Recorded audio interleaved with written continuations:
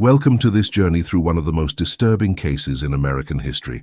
Today we'll delve into a mystery that spanned centuries, hidden among the mountains of North Carolina, where the silence of the Catholic Church guarded secrets that should never have been forgotten. Comment on where you're watching from as we unravel this dark story together. The year was 1849. The city of Asheville was just beginning to take shape in the valleys of the Appalachians, an isolated region where mountains created natural barriers and winter could trap travelers for weeks. North Carolina still bore the scars of westward expansion, and in that rugged territory, law was a distant presence. Religious communities were beginning to settle, bringing faith and order to lands that many considered wild. It was in this context that Sister Catherine Marlowe arrived, a nun of the Order of the Sisters of Mercy, sent from Baltimore to establish a small mission near Asheville. Buncombe County records show her arrival in March of that year, accompanied by 2 other nuns. They came with the mission of providing education and medical care to the settlers scattered throughout the mountainous region. Catherine was 28 years old when she set foot in those cold lands. According to letters preserved in the Baltimore Diocesan archives, she was described as a woman of unwavering faith, determined and fearless. She had left a wealthy family in Massachusetts to dedicate her life to religious service. Her first weeks in Asheville were recorded in a personal diary that survived the test of time, kept in a wooden chest that would only be discovered decades later. In that diary, Catherine described the landscape with admiration. The bluish mountains at dawn, the sound of streams cutting through deep valleys, the dense fog that covered everything before sunrise. But she also recorded something disturbing. She mentioned a constant feeling of being watched when she walked through the woods near the mission. She spoke of strange lights seen in the distance at night, of whispers that the locals made when she passed by. The mission operated in a simple wooden building, hastily erected by the colonists who saw in those nuns a hope for civilization. The chapel was small, with rough benches and an improvised altar. There Catherine conducted weekly masses, attended to the sick, and taught reading to those willing to learn. The first month seemed to unfold as expected, until autumn brought events that would change everything. In October 1849, Catherine began receiving nighttime visits from locals who preferred not to be seen in daylight. These were unsettling confessions, accounts of practices condemned by the church, stories of secret meetings held deep in the forests. She wrote everything down, maintaining confessional secrecy, but her words betrayed a growing concern. Something was happening in those mountains, something the official Catholic community was unaware of or preferred to ignore. The other 2 nuns who accompanied her began to notice changes in Catherine's behavior. She spent hours alone in the chapel, praying silently, and when questioned, she would only say that she carried the weight of secrets she could not share. Winter was rapidly approaching, and with it, the feeling of isolation intensified. The roads became impassable, and the mission became a lost island among snow-covered mountains. It was in December that Catherine made a decision that would seal her fate. She wrote a lengthy letter to the Bishop of Baltimore, a letter that would never reach its intended destination. In that letter, she reported disturbing discoveries about practices occurring under the guise of religion in that region. She mentioned the names of respected figures, described rituals that mixed Catholicism with much older traditions, and urgently requested guidance on how to proceed.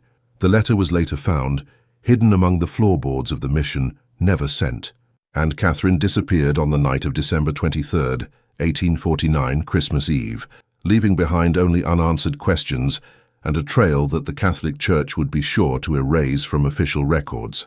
What really happened on that cold Appalachian night? Why was her name systematically removed from all ecclesiastical documents? And what did she discover that was so dangerous that it needed to be silenced forever?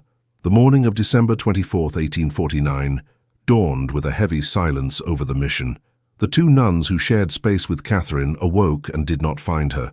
Her bed was untouched, as if it had never been used that night. The rosary she always kept beside her pillow had vanished along with her. What intrigued the sisters most was the discovery that the main door was locked from the inside, the windows closed, and there were no signs of a struggle or disturbance. Buncombe County Sheriff Thomas Hendricks was called in 3 days later when it became clear that Catherine would not return on her own. Hendricks was known for his efficiency in missing persons cases, common in that region where travelers frequently got lost on mountain trails. He examined the case thoroughly, questioned the nuns, and spoke with local residents. Everyone had the same answer. No one had seen or heard anything unusual that night. The sheriff's records, preserved in the county archives, reveal fascinating details. Hendricks noted that he found marks from recently extinguished candles in the chapel, indicating that someone had been there during the early morning hours. He also discovered that Catherine's personal diary was open on the table, with the last entry dated December 22nd. In that final entry, she wrote about a revelation she had received during her prayers, something that left her simultaneously terrified and determined to act. The investigation continued for the following weeks, but the harsh winter hampered any search in the mountains. The snow-covered trails erased tracks and transformed the landscape into a white, impenetrable labyrinth. Hendricks organized search parties that scoured the mission's surroundings within a radius of several kilometers, but found no trace of Catherine. It was as if she had simply evaporated into the frigid air of that winter night. What began to bother the sheriff were the strange reactions of certain residents when he mentioned the nun's name. Some looked away, others quickly changed the subject, and there were those who showed a veiled fear, as if talking about Catherine could have consequences.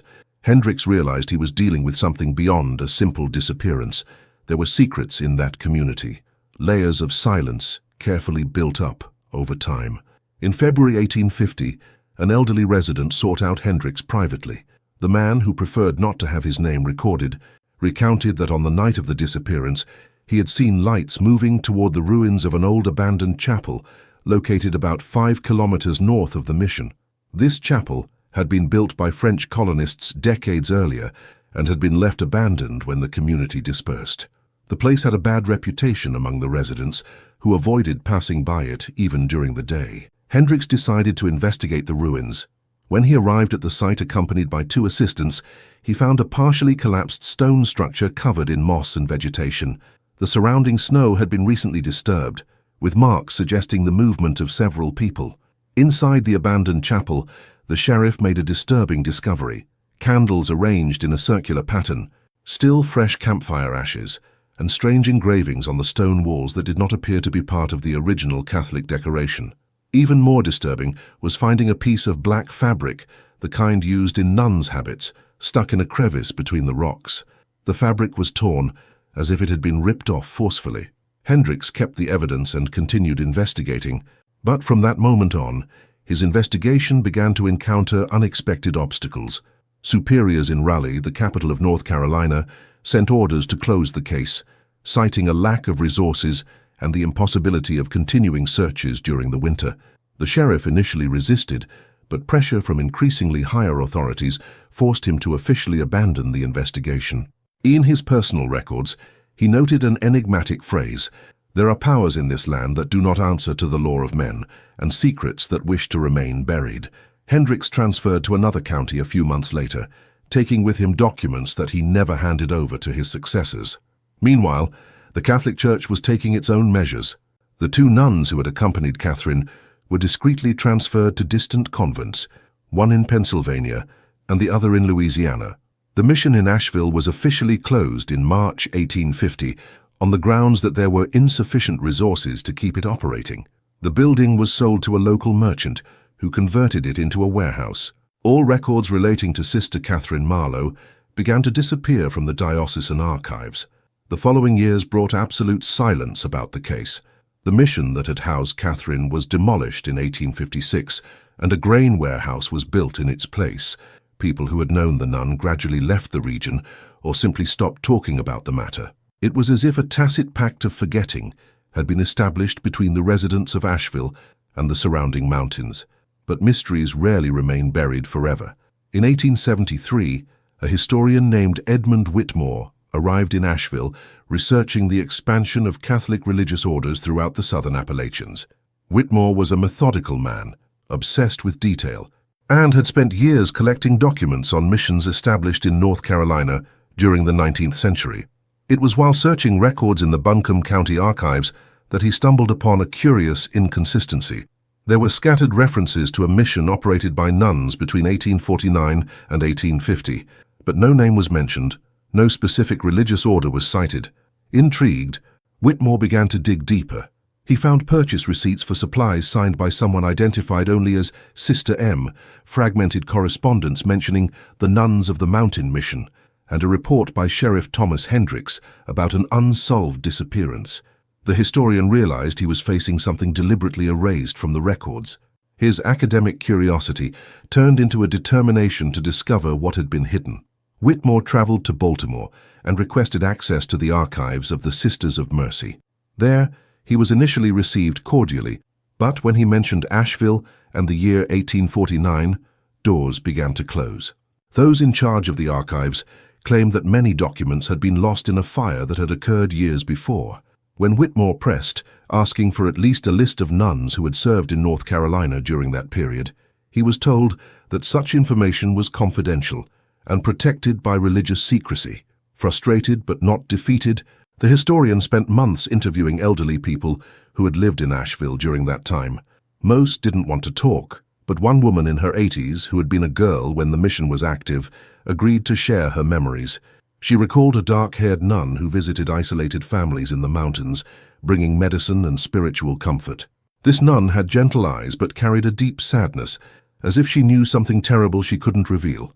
The elderly woman also mentioned something that made Whitmore stop taking notes and simply listen. She said that on the night the nun disappeared, her family had heard strange sounds coming from the direction of the old abandoned chapel. They were chants, male voices in harmony, singing in a language she didn't recognize. Her father had locked all the doors and windows, ordering no one to leave the house until dawn. The next day, when news of the disappearance spread, her father commented only, "She saw what she shouldn't have seen." Armed with this information, Whitmore decided to visit the ruins of the old chapel. By 1873, the site was even more deteriorated, almost swallowed by the forest. But the historian was persistent. He spent days exploring the area, photographing the engravings on the stone walls, copying symbols that mixed Catholic iconography with other elements he couldn't identify. He also found, hidden in a cavity beneath what remained of the altar, a small silver reliquary containing locks of human hair and a piece of paper with names written in faded ink. The names on the paper included prominent figures from Asheville society at that time, respected merchants, a retired judge, landowners. Whitmore copied the names carefully, without fully understanding the significance of his discovery. When he returned to the city and began researching these men, he discovered that they had all prospered after 1850, accumulating wealth and influence in a way that seemed disproportionate to the opportunities available in the region at that time. The historian compiled his findings into a manuscript that he intended to publish as part of a larger study on Catholic missions in the South. He titled the chapter on Asheville, "The Forgotten Nun of the Appalachians." In the manuscript, Whitmore raised disturbing questions. Why had a nun been systematically erased from the records? What kind of knowledge did she possess that justified such secrecy? And what was the connection between her disappearance and the men whose names were hidden in that reliquary? Before he could publish his work, Whitmore received intimidating visits. Well-dressed men appeared at his Boston residence, vaguely identifying themselves as representatives of interests in North Carolina. They offered a generous sum of money in exchange for all documents and notes related to the Asheville case. Whitmore refused. A week later, his office was broken into and all research materials were stolen. The original manuscript disappeared, along with photographs of the chapel ruins and copies of the names found on the reliquary. Discouraged and fearing for his own safety, Edmund Whitmore abandoned the investigation. He never again publicly mentioned the case of the missing nun. In his personal notes, discovered decades after his death, he wrote, "There are truths that society is not prepared to face, and powers that extend beyond common understanding. Catherine Marlowe found something in the shadows of Appalachia, and that something ensured that she could never tell her story. The 20th century brought modernization to Asheville, but it didn't bring answers. The city grew, roads were paved, and tourism began to flourish in the once isolated mountains. The old ruined chapel was completely destroyed in 1901 to make way for a road connecting rural communities. Any physical evidence that might still have existed at that site was pulverized and forgotten.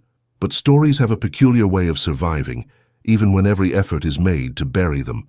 In 1924, during renovations at the old Asheville Town Hall, workers discovered a secret compartment behind a brick wall. Inside was a rusty metal box containing documents dating back to the previous century. Among them was a set of never-before-sent letters written by Thomas Hendricks, the sheriff who had investigated Catherine's disappearance.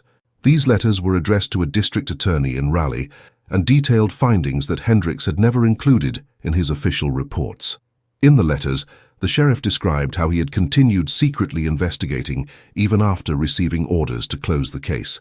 He had discreetly questioned members of the local elite and discovered that many of them belonged to a closed society that met in remote mountain locations. These meetings were not illegal in themselves, but the extreme secrecy surrounding them was unsettling. Hendricks suspected that Catherine had discovered the existence of these meetings, and something about their nature had deeply alarmed her. Even more revealing was the account of a conversation the sheriff had with an anonymous informant. This informant, identified only as J, claimed to have attended a meeting in the abandoned chapel on the night of December 23, 1849. According to his testimony, the nun had unexpectedly appeared at the location, interrupting the meeting.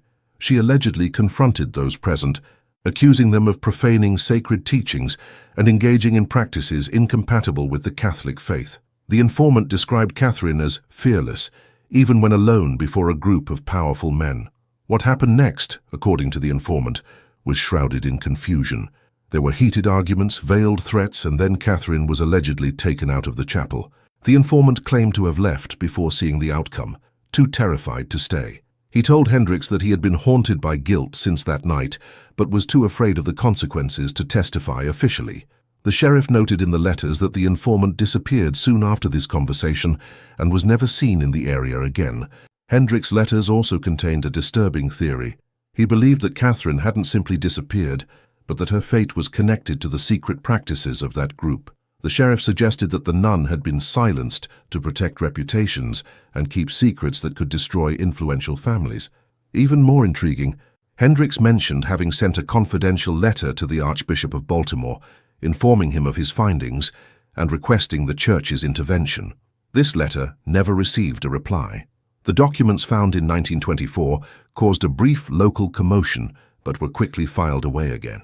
The Asheville press published a few articles about the discovery, treating the case as a historical curiosity of no major importance. However, a journalist named Robert Clayton became fascinated by the story and decided to investigate it himself. Clayton was known for his investigative work and was not easily intimidated. He began by tracing descendants of the families mentioned in Hendricks' documents. Many of these families were still prominent in Asheville, holding high positions in business and local politics. When Clayton began asking questions about events from 1849, he encountered closed doors and evasive answers. Some descendants claimed to be completely unaware of any involvement of their ancestors with secret societies. Others simply refused to speak to him. Clayton expanded his research to Catholic Church archives. He traveled to Baltimore and gained limited access to old correspondence from the diocese. It was there that he found something extraordinary, a brief mention in an 1850 record of the North Carolina incident, and a note indicating that appropriate measures were taken to preserve the reputation of the order. There were no further details, but the language suggested that the church was aware of something serious and had opted for a discreet response.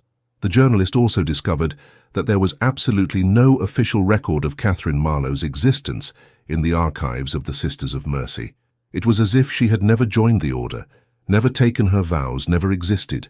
This total absence of documentation was in itself a form of evidence. Someone had meticulously worked to erase every trace of her presence. In his personal notes, Clayton wrote, "I am convinced that Catherine Marlowe discovered something that threatened powerful people, both secular and religious. Her disappearance was not accidental, and the subsequent erasure of her existence was deliberate and coordinated. But what exactly did she discover? And why, after so many years, does this secret still need to be protected?" The journalist vowed to himself that he would continue investigating until he found answers. But Robert Clayton never published his research. In 1926, he died in circumstances that were officially recorded as a car accident on winding mountain roads. His vehicle went off the road during a storm and plunged into a ravine. All his notes on the Catherine Marlowe case were in the car and were destroyed in the accident. Friends of the journalist expressed doubts about the official version, but no further investigation was conducted. The following decades witnessed an almost complete silence surrounding the case. The Great Depression, World War II, and the social transformations that swept across the United States relegated the mysteries of the 19th century to forgotten footnotes. Asheville continued to thrive as a tourist destination, known for its stunning scenery and pure mountain air. Very few people remembered the nun who had disappeared almost a century earlier, and those who did preferred not to comment. It wasn't until 1967 that the case unexpectedly resurfaced. A retired teacher named Margaret Sinclair was cataloging old documents donated to the Asheville Public Library when she found a partially burned diary. The surviving pages were fragile, the ink faded, but still legible. To her surprise, the diary belonged to one of the nuns who had accompanied Catherine Marlowe on the 1849 mission. The diary had been kept by Sister Elizabeth, one of the two nuns who witnessed the disappearance. The entries covered the period from March to December 1849, with the last entry dated December 25th, the day after Catherine's disappearance. The pages revealed an intimate perspective on the events that preceded that fateful night, and what was written there was deeply disturbing. Sister Elizabeth described Catherine as a woman of firm convictions, but one who had become increasingly distressed by what she discovered in her interactions with the local community. Catherine had begun to notice inconsistencies in the religious practices of some families. There were rituals performed in secret, mixing Catholic elements with traditions that seemed to come from other sources. When she questioned these behaviors, she received evasive answers or veiled hostility.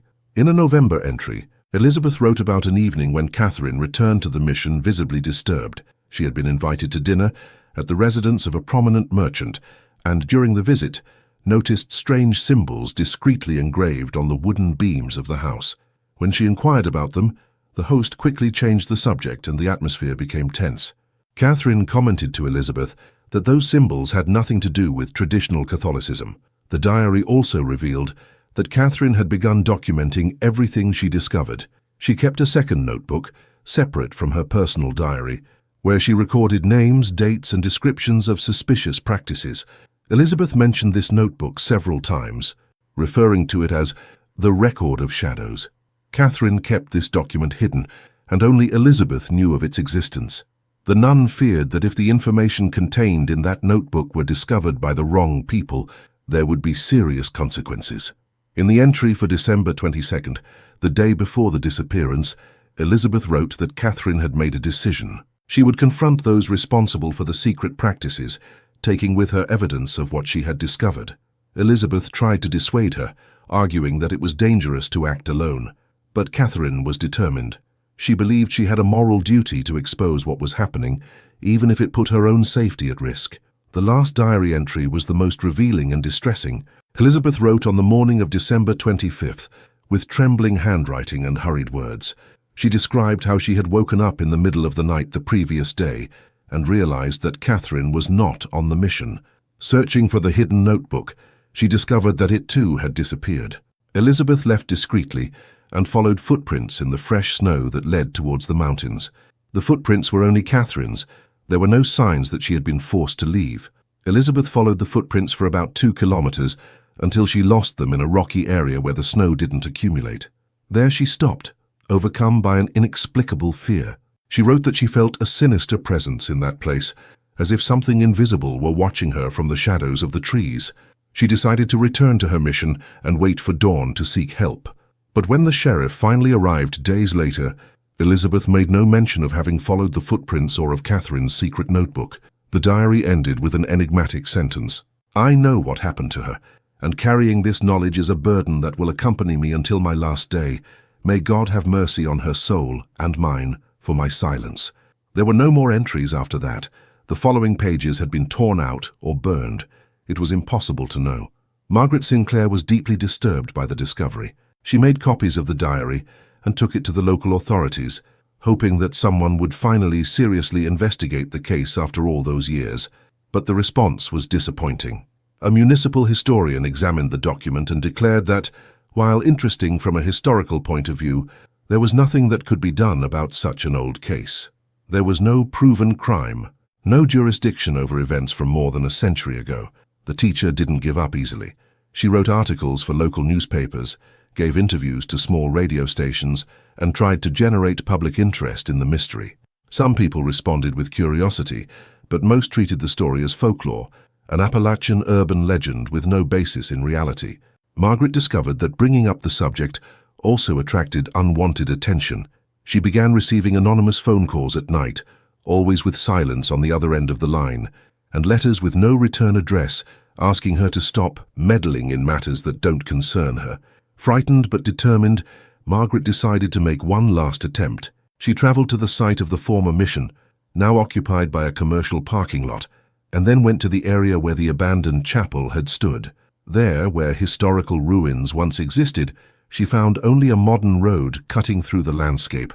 There were no more physical traces of the past, no signs, no reminder that anything significant had ever happened there. Margaret Sinclair returned home that day, with the feeling that she was fighting against unseen forces, determined to keep the past buried. She stored copies of Sister Elizabeth's diary in a bank vault, and decided to take a different approach. Instead of seeking public attention, she began discreetly searching for descendants of the families involved, hoping that someone, after so many generations, would be willing to reveal long-hidden truths. It took months of genealogical research, but Margaret finally located an elderly woman named Dorothy Ashford, the great-granddaughter of one of the men whose names appeared in old documents related to the case. Dorothy lived alone on an isolated farm outside Asheville, far from urban life and prying eyes. When Margaret contacted her, she initially received a polite but firm refusal. However, something about the professor's persistence must have touched the old woman, because weeks later, Dorothy called asking for a visit. The meeting took place on an autumn afternoon in 1968. Dorothy was 86 years old, but her mind was clear and her memory sharp. She served tea in antique porcelain cups and began to speak, but not before making Margaret promise that nothing she said would be published while she was alive. The professor agreed, driven by the urgency of finally hearing the truth, even if she had to wait years to share it. Dorothy recounted that her family had always known about Catherine Marlowe and the events of 1849. The story had been passed down through generations, always in secret, always with stern warnings that it should never be discussed outside the family circle. Her great-grandfather, Henry Ashford, had been a member of the secret society that met in the mountains. According to the family version, that society was not evil or criminal, but rather a group of men who sought spiritual knowledge beyond the limits established by traditional religious institutions. The members were mostly Protestants and Catholics who felt stifled by the rigid doctrines of their churches. They studied ancient texts, explored alternative philosophies, and performed ceremonies that combined elements of different traditions. For them, it was a legitimate search for deeper spiritual truths. They kept it secret because they knew that the society of the time would not understand or accept their practices, and they feared religious persecution. Catherine Marlowe had discovered the existence of these meetings through confessions and her own observations. Initially, the group members tried to talk to her, explain their motivations, and convince her that there was nothing sinister about their activities. But Catherine, faithful to the strict teachings of the Catholic Church, saw those practices as dangerous heresy. She threatened to expose them all publicly, write to ecclesiastical authorities, and ensure they were punished. On the night of December 23, 1849, according to Dorothy, Catherine went to the abandoned chapel where the group was gathered. She carried with her the notebook, containing all the evidence she had collected: names, dates, detailed descriptions. A heated confrontation ensued. The men tried to negotiate, offering assurances that they would end the meetings, begging her not to destroy their reputations and families. But Catherine was inflexible, driven by a moral conviction that admitted no compromise. What happened next, Dorothy said quietly, was something her family had always deeply regretted. Amid the tension and despair, rash decisions were made. Catherine wasn't physically harmed, the old woman was keen to emphasize that point, but she was taken against her will to an even more remote location in the mountains. The initial intention was to keep her there until they could convince her not to expose the group, or at least until they found a solution that would protect everyone involved. But the harsh winter complicated everything. The snow began to fall heavily that night, blocking trails and making any movement extremely dangerous. The group dispersed with the promise to return as soon as conditions improved. When they finally managed to return days later, Catherine was no longer there. There were signs that she had tried to leave on her own, heading in an unknown direction through the snowstorm. They searched for her, but the mountains had swallowed any trace. Dorothy explained that her great-grandfather carried guilt over that event for the rest of his life. He believed that Catherine had gotten lost in the snow and perished from the cold somewhere in the inhospitable mountains. The group decided not to report what had happened, because that would imply admitting to the kidnapping and their secret activities. Instead, they remained silent and used their influence to ensure that the case was not thoroughly investigated. As for the notebook of evidence that Catherine carried, it disappeared along with her. Dorothy suggested that perhaps the nun had hidden it somewhere during her escape attempt, or that it had been lost in the snow. Her family always feared that the notebook might one day be found, exposing truths they preferred to keep hidden.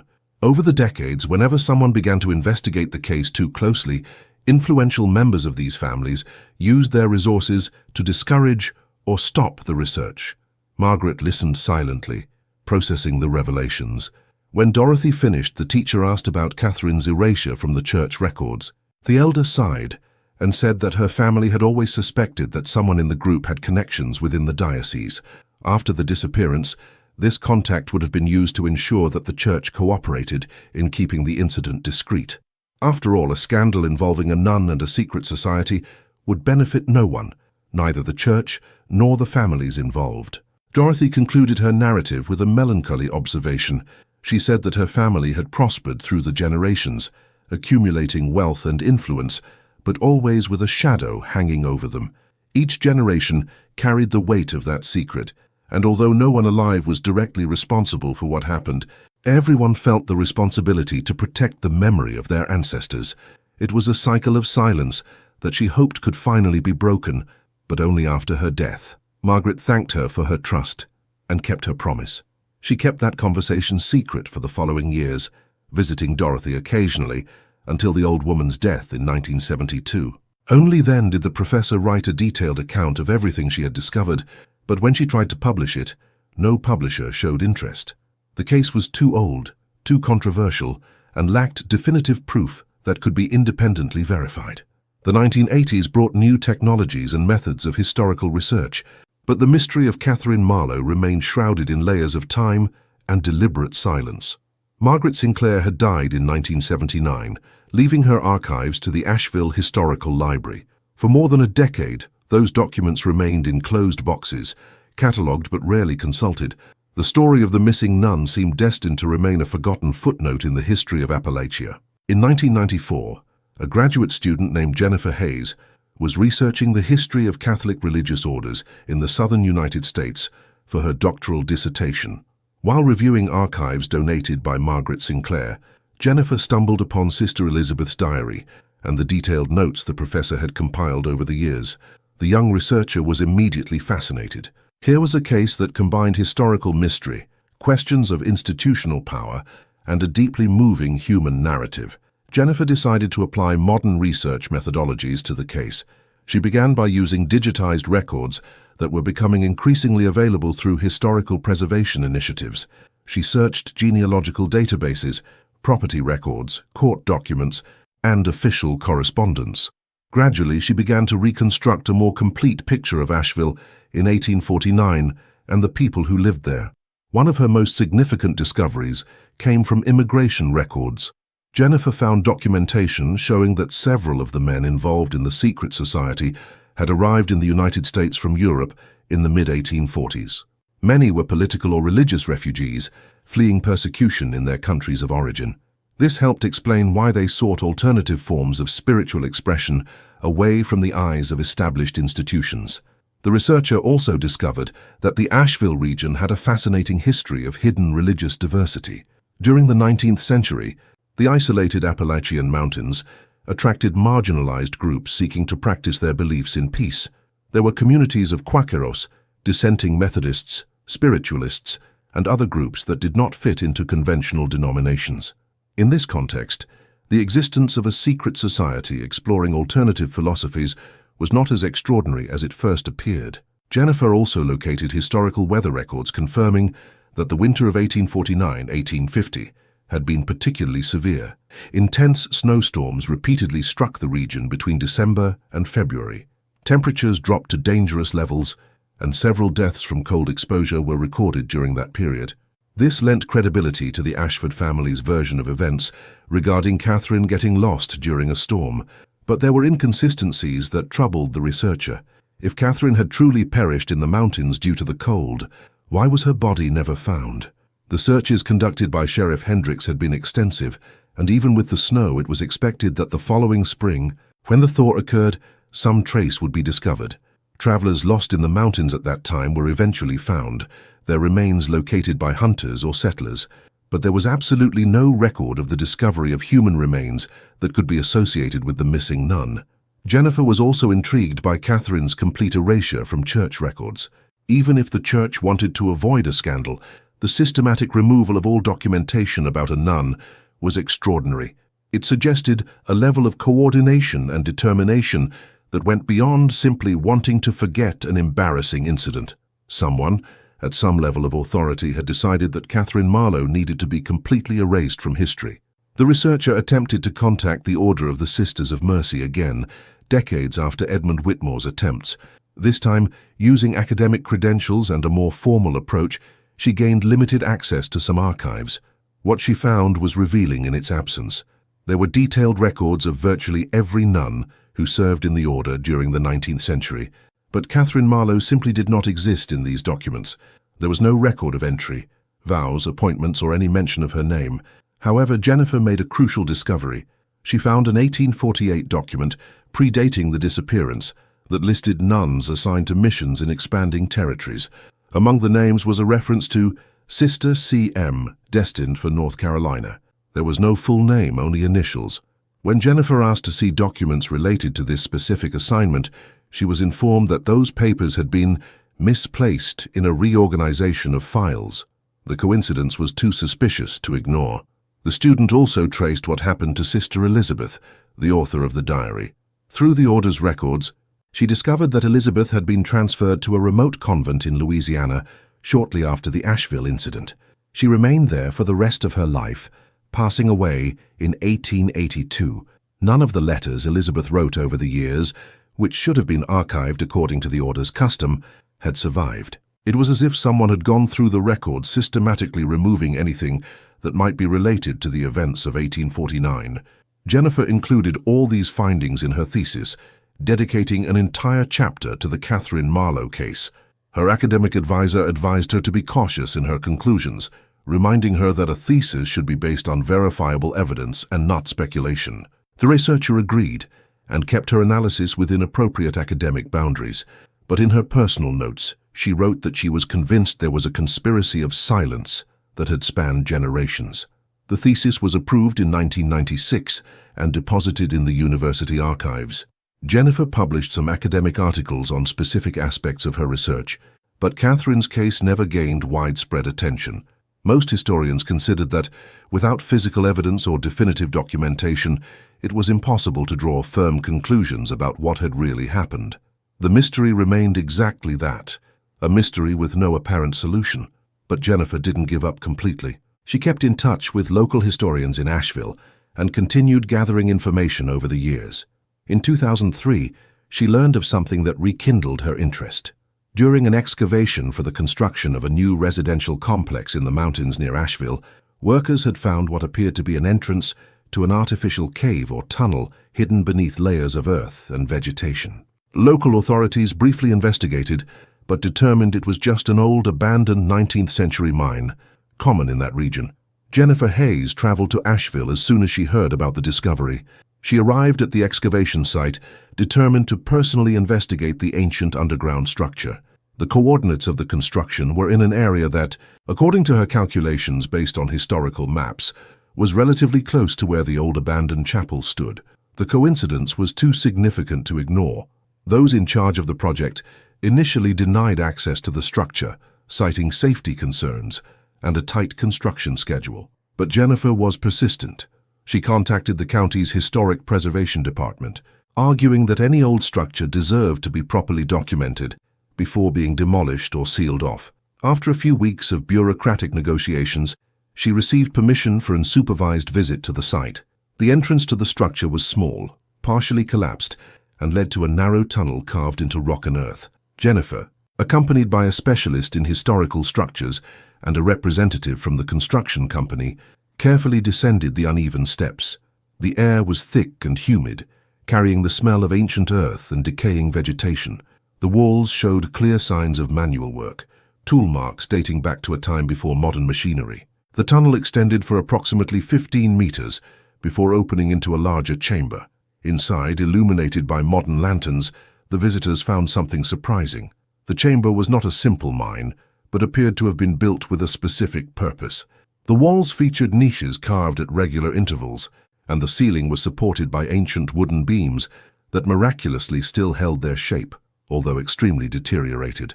Even more remarkable was what remained on the floor of the chamber. There were fragments of candles consumed by time, pieces of corroded metal that could have been candlesticks or other ritual objects, and engravings on the walls similar to those that had been documented in the old chapel demolished decades before. Jennifer meticulously photographed everything, her heart racing at the possibility of having found the secret place where the occult society actually met. While examining the niches in the walls, the researcher found something that chilled her blood. In one of the niches, protected from moisture by a fortuitous combination of protruding rocks, there was an object wrapped in decaying fabric. With trembling hands and wearing appropriate gloves, Jennifer carefully removed the object. It was a small book with a leather cover hardened by time, but surprisingly intact considering the decades it had spent there. The pages of the book were stained and fragile, but legible, and on the first page, written in delicate and deliberate handwriting, was a name, Catherine Marlowe. It was the lost notebook, the record of the shadows that Sister Elizabeth had mentioned in her diary. After more than 150 years, the evidence that Catherine had compiled was finally coming to light. Jennifer didn't open the notebook right there, aware that the document needed to be handled by professionals in a controlled environment. She photographed it at its discovery site, carefully documented its position and context, and then took it with her, with the authorization of the authorities present. In the following days, working with document conservators, she began the meticulous process of digitizing and transcribing the notebook's contents. What was written there confirmed much of what Jennifer had theorized. Catherine had documented names, dates of meetings, descriptions of ceremonies and practices that blended elements of various spiritual traditions. There were references to Gnostic texts, Hermetic philosophies, and rituals that incorporated pagan symbolism along with Christian elements. By the religious standards of 1849, this would have been considered clear and dangerous heresy. But the notebook contained something more. In the final pages, seemingly written in haste, Catherine described her decision to confront the group and her determination to expose what she considered a serious spiritual corruption. She wrote about receiving veiled threats, about feeling she was being followed, and about her fear that something might happen to her. The last entry was dated December 23rd, 1849, written hours before her disappearance. In this final entry, Catherine explained that she was hiding the notebook in a safe place in case something happened to her. She hoped that if it disappeared, someone would eventually find her notes and the truth would come to light. It was a message from the past, a nun sending her testimony through time in the hope that justice, even if delayed, would prevail. Jennifer was moved as she read those words. Catherine knew she was in danger, but she still carried on with her moral conviction. The researcher spent weeks analyzing the notebook, cross-referencing the information contained therein with other historical documents. Everything fit together. The names mentioned corresponded to prominent figures in Asheville at that time. The dates of the meetings coincided with periods when these men would have been in the region. The discovery generated moderate interest in academic circles. Jennifer published articles about the find, and the notebook was eventually donated to the Asheville Historical Society after being fully digitized. Some descendants of the families mentioned in the document spoke out, some defending their ancestors as misunderstood men who were merely seeking religious freedom, others expressing embarrassment at their ancestors' involvement in Catherine's disappearance. But the discovery of the notebook, while significant, still didn't solve the fundamental mystery. What exactly had happened to Catherine Marlowe that night? The notebook was hidden in the underground chamber, suggesting she had been there at some point. But how had she gotten out? Where had she gone and why was she never found? Jennifer developed a theory based on all the available evidence. She believed that Catherine had hidden the notebook in the underground chamber before going to the abandoned chapel for the final confrontation. This would have been a precaution, ensuring that her findings wouldn't be lost even if something happened to her. After the confrontation, when she was taken against her will, she would have tried to escape during the snowstorm, but the extreme conditions would have been fatal. According to this theory, Catherine's body was probably still somewhere in the mountains, perhaps in a deep ravine or natural cave where it would never be found. The Appalachian Mountains hold many secrets, and unsolved disappearances were not uncommon at that time. The wilderness had claimed the nun, and time had completed the work of erasing her physical presence from the world. Regarding the systematic erasure of church records, Jennifer speculated that the church had been informed about the case by someone with connections, probably one of the influential members of the secret society. Faced with a potential scandal involving one of its nuns and accusations of heresy against prominent citizens, the institution had opted for the path of absolute discretion. It was easier to make Catherine disappear from the records than to deal with the complex ramifications of her moral crusade. The following years brought a gradual reassessment of the Catherine Marlowe case. Jennifer Hayes's work had finally given voice to a woman silenced for over a century and a half. Historians began to re-examine the role of women's religious orders in the 19th century, particularly in frontier territories, where these women often faced dangers and challenges that traditional historical narratives tended to minimize or ignore altogether. In 2008, the Asheville Historical Society organized an exhibition dedicated to the forgotten figures of local history. Catherine Marlowe was given central prominence with her digitized diary, photographs of the underground chamber where the notebook was found, and a detailed timeline of the events of 1849.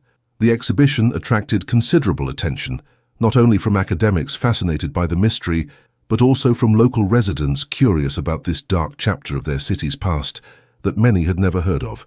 The gallery walls displayed enlarged pages from Catherine's notebook, her carefully written words now magnified so that visitors could read her intimate thoughts and growing anxieties. There were maps showing the location of the old mission, the abandoned chapel, and the underground chamber discovered in 2003. Archival photographs showed what Asheville looked like in the 19th century, a small community surrounded by mountains that both isolated and protected its inhabitants. The exhibition also generated significant controversy. Some descendants of the families involved protested vigorously, arguing that the presentation portrayed their ancestors as villains, when in reality they were men who simply sought freedom of conscience in a time of stifling religious intolerance. They recalled that many of those men had fled persecution in Europe and come to the mountains of North Carolina precisely to escape rigid dogmas. Other descendants, however, applauded the initiative, seeing it as an opportunity to finally confront uncomfortable truths that had been swept under the rug for too long. Some families openly admitted that whispered stories about mysterious events in 1849 had circulated in their homes for generations, always accompanied by warnings never to speak about the matter publicly. During the exhibition, something completely unexpected happened that would once again change the understanding of the case. An elderly man named Marcus Hendricks visited the exhibit in its third week and approached the organizers with a surprising revelation. Marcus was the great-great-grandson of Sheriff Thomas Hendricks, the original investigator of Catherine's disappearance. He brought with him an aged wooden box containing family documents that had never been made public, papers that his ancestor had kept until his death, and that had been preserved through the generations as a kind of secret heirloom. Marcus explained that his great-great-grandfather had left specific instructions in his will.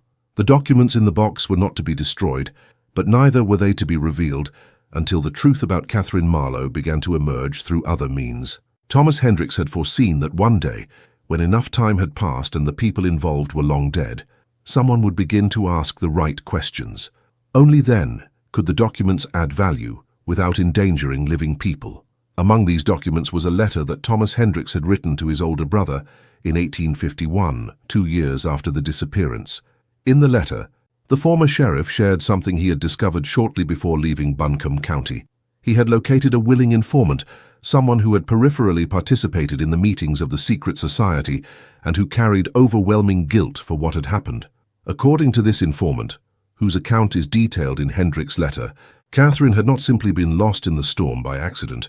She had been taken to the underground chamber, the very same one discovered decades later during construction, and kept there while the group intensely debated what to do with the impossible situation they faced.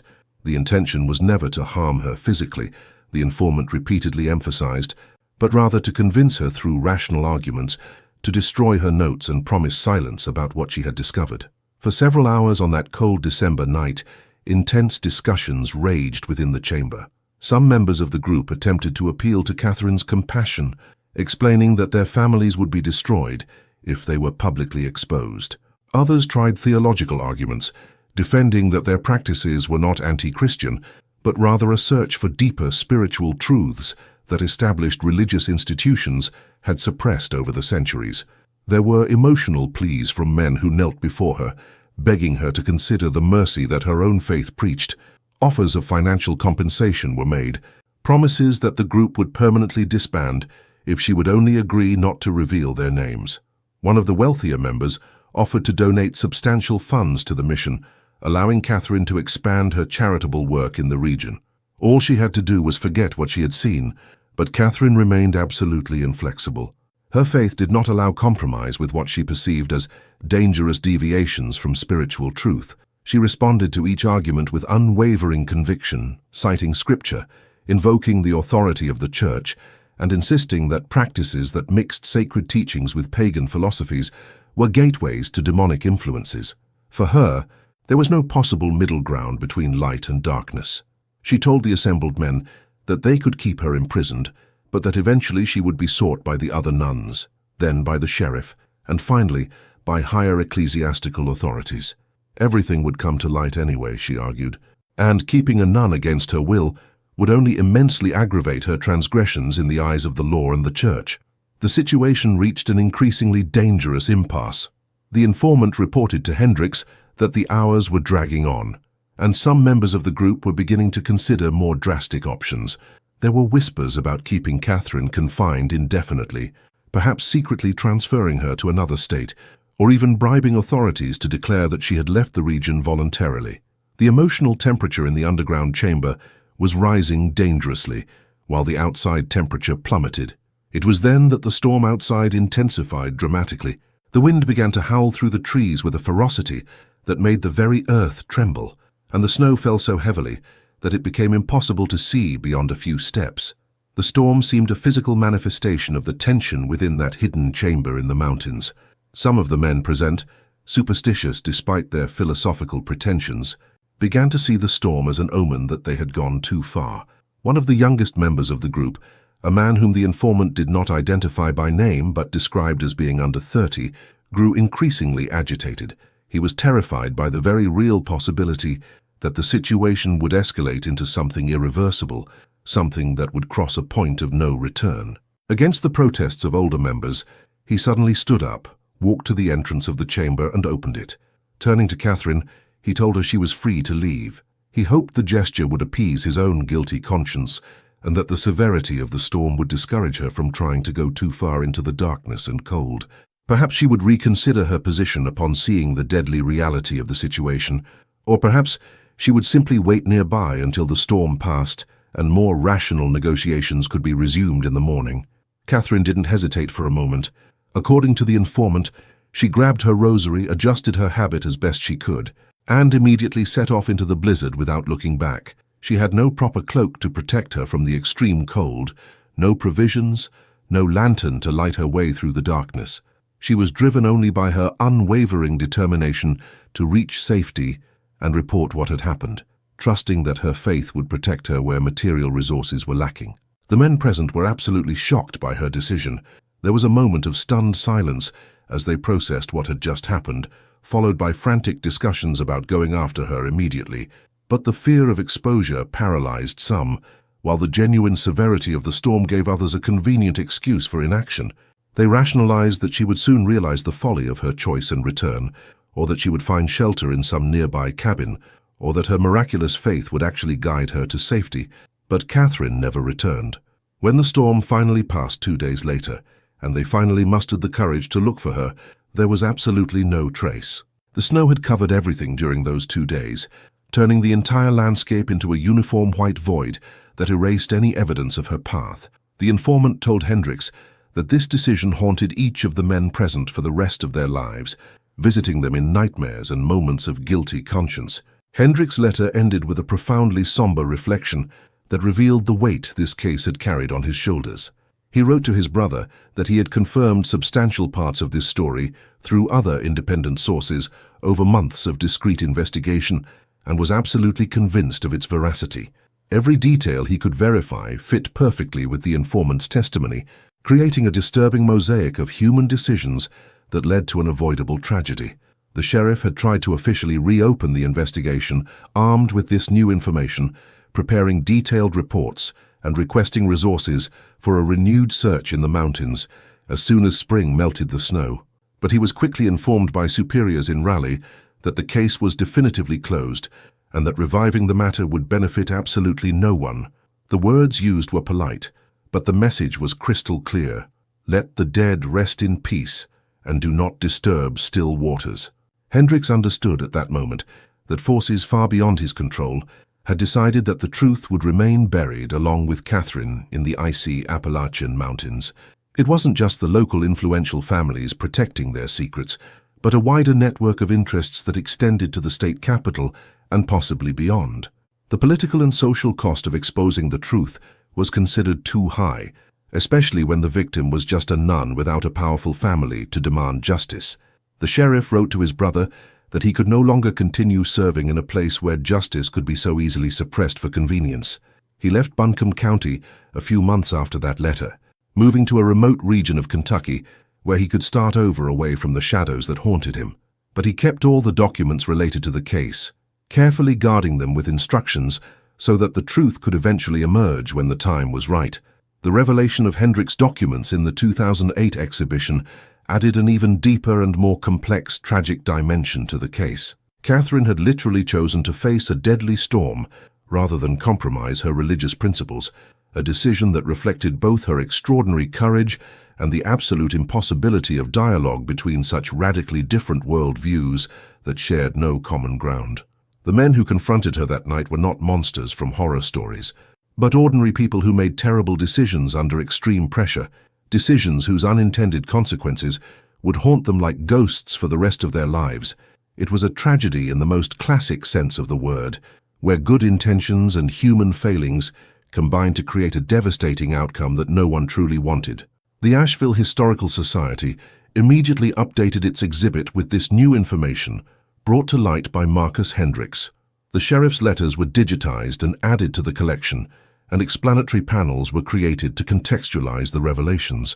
Jennifer Hayes, now a respected history professor at a North Carolina university, was invited to lecture on the case. Sharing her decades of research with ever-growing audiences, Jennifer decided it was time to consolidate all the accumulated knowledge about Catherine Marlowe into a definitive work. She spent 2 years writing a book that was published in 2010 under the title Voices in the Mountains, The Lost Story of Catherine Marlowe and the Secrets of the Appalachians.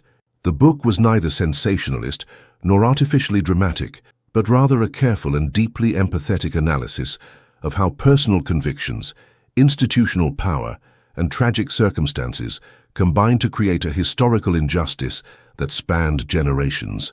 The work received extraordinarily positive reviews from historians and academics, being praised for its meticulous research and its refusal to oversimplify the moral complexities of the case.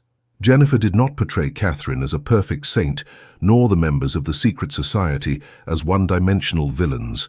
Instead, she presented them as flawed human beings navigating impossible dilemmas in a time and place where social structures were very different from those of today. The book brought renewed interest to the Catherine Marlowe mystery, reaching an audience far beyond academic circles. Reading groups discussed its pages, history podcasts dedicated episodes to the story, and tourists began visiting Asheville specifically to see locations related to the case. The city, always proud of its rich history, gradually began to embrace this dark narrative as part of its heritage. In 2012, the Catholic Diocese of North Carolina issued an official statement on the case that surprised many observers. Acknowledging that serious mistakes had been made in the past, the institution expressed deep regret for the systematic erasure of Catherine from church records and the failure to adequately investigate her disappearance at the time. The statement admitted that the desire to avoid scandal had prevailed over the pursuit of justice and truth. The diocese announced that it was officially restoring Catherine Marlowe's name to the records of the Sisters of Mercy, retroactively recognizing her service and sacrifice. While the statement did not offer definitive answers about exactly what happened that December night, it represented an important acknowledgement that institutional silence had contributed significantly to perpetuating an injustice. It was a small but extremely significant step toward historical truth and moral reparation. Local activists and members of Asheville's historic community began a vigorous campaign to create a permanent memorial to Catherine Marlowe. The initial proposal faced considerable resistance from some families who still felt uncomfortable with the attention given to the case, but gradually gained broad support. The winning argument was that honoring Catherine did not mean eternally condemning those involved in her disappearance, but rather acknowledging that silenced stories deserve to be told. The memorial would be deliberately simple, an unassuming bronze plaque installed in a park near the site of the former mission, honoring not only Catherine specifically, but all women whose stories have been silenced, erased, or distorted throughout American history. The inscription, carefully crafted after months of debate, recognized Catherine as a woman of unwavering faith who paid the ultimate price for her convictions. The memorial's inauguration ceremony took place in December 2013, exactly 164 years after her disappearance. It was a cold but clear day, with the Appalachian Mountains rising in the background under a crystal-clear blue sky. Descendants of several families involved in the case were present, some coming from distant states to participate in this historic moment of reconciliation. Representatives of the Catholic diocese conducted a brief religious ceremony, blessing the memorial and offering prayers for Catherine's soul. Jennifer Hayes was invited to speak at the ceremony. With tears in her eyes, she spoke about the decades-long journey to bring Catherine's story to light, about all the people over the years who had carried fragments of the truth waiting for the right moment to share them.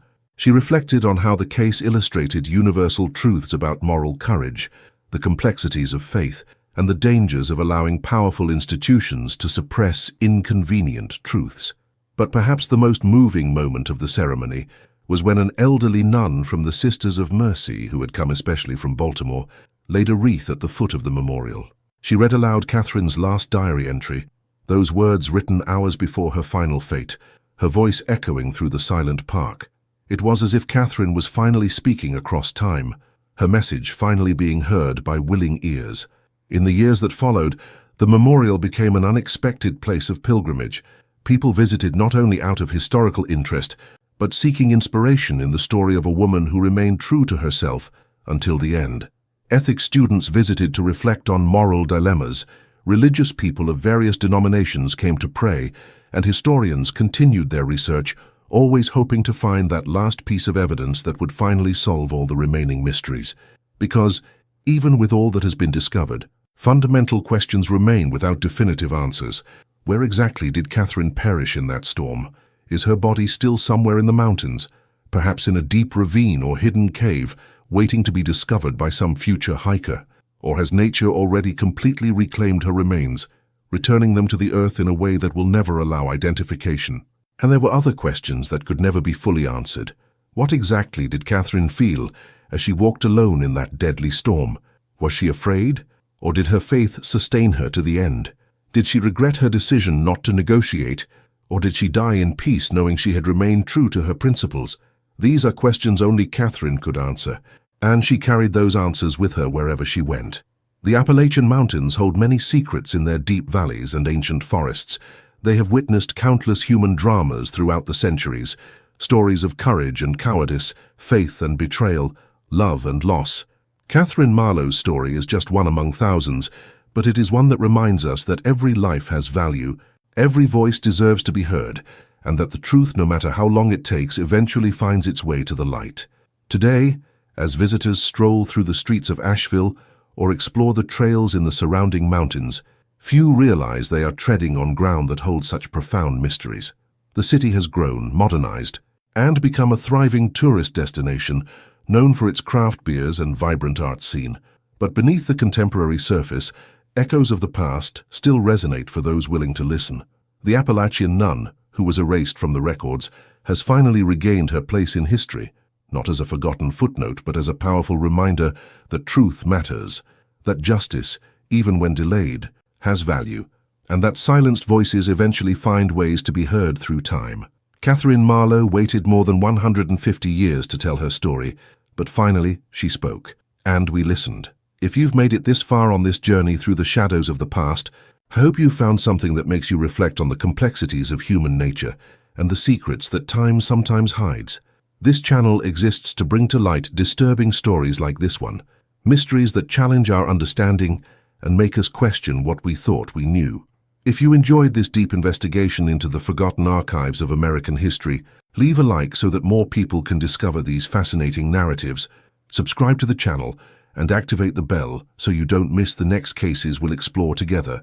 And in the comments, tell us what you thought of this story. Do you